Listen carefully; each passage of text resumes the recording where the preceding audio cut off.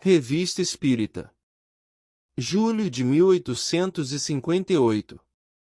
Considerações sobre fotografia espontânea. Decorre das explicações acima que o fato, em si mesmo, não é sobrenatural, nem miraculoso. Observação. Referindo-se ao artigo anterior, uma nova descoberta fotográfica. Fim da observação. Quantos fenômenos em condições semelhantes, nos tempos da ignorância, devem ter chocado a imaginação, tão inclinada para o maravilhoso? É, pois, um efeito puramente físico, que pressagia um novo passo na ciência fotográfica. Como se sabe, o perispírito é o envoltório semimaterial do espírito. Não é apenas depois da morte que dele está revestido o espírito. Durante a vida, está unido ao corpo. É o laço entre o corpo e o espírito. A morte é apenas a destruição do envoltório mais grosseiro. O espírito conserva o segundo, que mantém a aparência do primeiro, como se essa lhe guardasse a imagem. Geralmente, o perispírito é invisível, entretanto, em certas circunstâncias, condensa-se e, combinando-se com outros fluidos, torna-se perceptível à vista, e por vezes, até mesmo tangível. É o que se vê nas aparições. Sejam quais forem, a sutileza e a imponderabilidade do perispírito, não deixa de ser uma espécie de matéria, cujas propriedades físicas ainda nos são desconhecidas. Uma vez que a matéria pode agir sobre a matéria. Essa ação é patente nos fenômenos magnéticos. Ela revelou-se nos corpos inertes, pela impressão que a imagem do Sr. Bade deixou no vidro. Tal impressão se deu, enquanto ele estava vivo, conservou-se depois de sua morte, mas era invisível. Ao que parece, foi necessária a ação fortuita de um agente desconhecido, provavelmente atmosférico, para torná-la aparente. Que há nisso de admirável? Não se sabe que podemos, à vontade, fazer aparecer e desaparecer a imagem daguerreotipada? Citamos isso como comparação, sem pretendermos estabelecer similitude de processos. Assim, teria sido o perispírito que, exteriorizando-se do corpo do Sr. Bade, teria lentamente, e sob o império de circunstâncias desconhecidas, exercido uma verdadeira ação química sobre a substância vítrea, análoga à da luz. Incontestavelmente, a luz e a eletricidade devem representar um grande papel nesse fenômeno. Resta saber quais são os agentes e as circunstâncias. É o que, provavelmente, saberemos mais tarde, e não será essa uma das menos curiosas descobertas dos tempos modernos. Se é um fenômeno natural, dirão aqueles que tudo negam, porque é a primeira vez que se produz. Nós lhes perguntamos, por nossa vez, por que as imagens daguerreotipadas só se fixaram depois de Daguerre? De vez que nem foi ele quem inventou a luz, nem as placas de cobre, nem a prata, nem os cloretos. Há muito tempo se conhecem os efeitos da câmara escura. Uma circunstância casual revelou o caminho para a fixação. Depois, auxiliados pela genialidade, passo a passo, chegamos às obras-primas que hoje vemos. Provavelmente, dar-se-á o mesmo com o estranho fenômeno que acaba de manifestar-se. Quem sabe se ele já não se produziu e passou despercebido, por falta de um observador atento.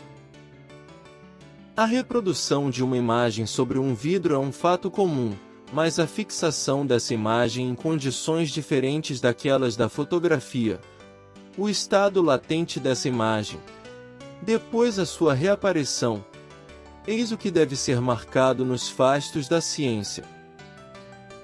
Se cremos nos espíritos, devemos esperar muitas outras maravilhas, algumas das quais nos são indicadas por eles.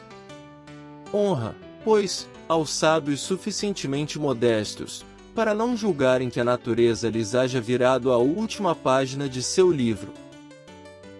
Se esse fenômeno se produziu uma vez, é possível repetir-se. É, possivelmente, o que se dará quando lhe possuirmos a chave.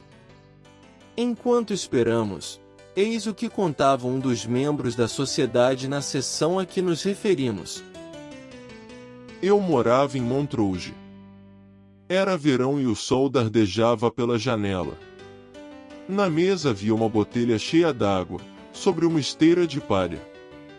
De repente a palha pegou fogo. Se ninguém ali estivesse, poderia ter se dado um incêndio, sem que se lhe soubesse a causa. Experimentei centenas de vezes produzir o mesmo efeito e jamais o consegui. A causa física da combustão é bem conhecida. A botelha produziu o efeito de um vidro ardente. Mas por que não se pode repetir a experiência? É que, independentemente da botelha e da água, houve o concurso de circunstâncias que agiam de modo excepcional, concentrando os raios solares. Talvez o estado da atmosfera, dos vapores, as qualidades da água, a eletricidade, etc. E tudo isso, provavelmente, em certas proporções adequadas. Daí a dificuldade de se repetir exatamente as mesmas condições, e a inutilidade das tentativas para produzir um efeito semelhante. Eis, pois, um fenômeno inteiramente do domínio da física, cujo princípio conhecemos, mas que não podemos repetir à vontade. Ocorrerá ao mais endurecido cético negar o fato? Certamente, não. Porque, então, os mesmos céticos negam a realidade dos fenômenos espíritas. Falamos das manifestações em geral. Pelo fato de não poderem manipulá-las à vontade? Não admitir que fora do conhecido possa haver agentes novos, regidos por leis especiais, é, em verdade, dar prova de pouca lógica e mostrar um espírito estreito. Voltemos à imagem do Sr. Bade. Como nosso colega da botelha, far-se-ão certamente numerosos ensaios infrutíferos, antes de obter qualquer êxito. Até que um acaso feliz ou o esforço de um gênio poderoso possa dar a chave do mistério. Então isto se tornará, provavelmente, uma nova arte, com a qual a indústria se enriquecerá. Podemos ouvir desde já numerosas pessoas dizerem, mas há um meio muito simples de arranjar esta chave. Por que não a pedem aos espíritos? É, então, o caso de acentuar um erro, em que caem muitos dos que julgam a ciência espírita sem conhecê-la. Inicialmente, lembremos o princípio fundamental, de que todos os espíritos estão longe de saber tudo, como outrora se pensava. A escala espírita nos dá a medida de sua capacidade, e de sua moralidade, e a experiência diariamente confirma as nossas observações a respeito. Os espíritos, pois, nem tudo sabem, e alguns aqui, em todos os sentidos, são muito inferiores a certos homens. Eis o que não se deve perder de vista. O espírito do Sr. Bade, autor involuntário do fenômeno que nos ocupa, revela, por suas respostas, uma certa elevação, mas não uma grande superioridade. Ele próprio se reconhece inábil para dar uma explicação completa. Diz ele: isto é obra de outros espíritos e do trabalho humano. Estas palavras constituem todo um ensinamento. Com efeito, seria demasiado cômodo não precisar mais do que perguntar aos espíritos, para termos as mais maravilhosas descobertas. Onde, pois, estaria o mérito dos inventores, se mão oculta lhes viesse preparar a tarefa e poupar o trabalho de pesquisa. Sem dúvida, não faltaria pessoa sem escrúpulos para tirar no próprio nome uma patente de invenção, sem mencionar o verdadeiro inventor. Acrescente-se que semelhantes perguntas são sempre feitas visando interesses e na esperança de fortuna fácil. Coisas estas que constituem péssima recomendação junto aos bons espíritos. Esses, aliás, não se sujeitam jamais a servir de instrumentos para o tráfico.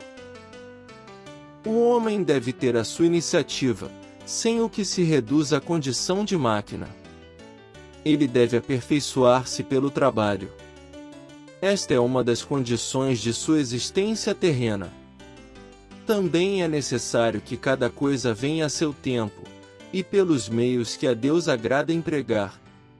Os espíritos não podem torcer os caminhos da providência. Querer forçar a ordem estabelecida é pôr-se à mercê de espíritos zombadores, que lisonjeiam a ambição, a cupidez, a vaidade, para depois se rirem das decepções que causam. De natureza muito pouco escrupulosa, eles dizem tudo o que a gente quer. Dão todas as receitas que lhes pedem e, se necessário, as justificarão com fórmulas científicas, mesmo que elas não tenham mais valor que as receitas dos charlatães. Desiludam-se aqueles que acreditavam que os espíritos lhes abririam minas de ouro. A missão deles é mais séria. Trabalhai, esforçai-vos. Eis na realidade o que vos falta, disse um célebre moralista, do qual mostraremos em breve uma notável conversa de além-túmulo. A essa máxima sábia, acrescenta a doutrina espírita. É a esses que os espíritos sérios vêm ajudar, pelas ideias que lhes sugerem ou por conselhos diretos, e não aos preguiçosos, que querem gozar sem fazer nada, nem aos ambiciosos, que querem ter mérito sem esforço. Ajuda-te e o céu te ajudará. Nota da edição de áudio.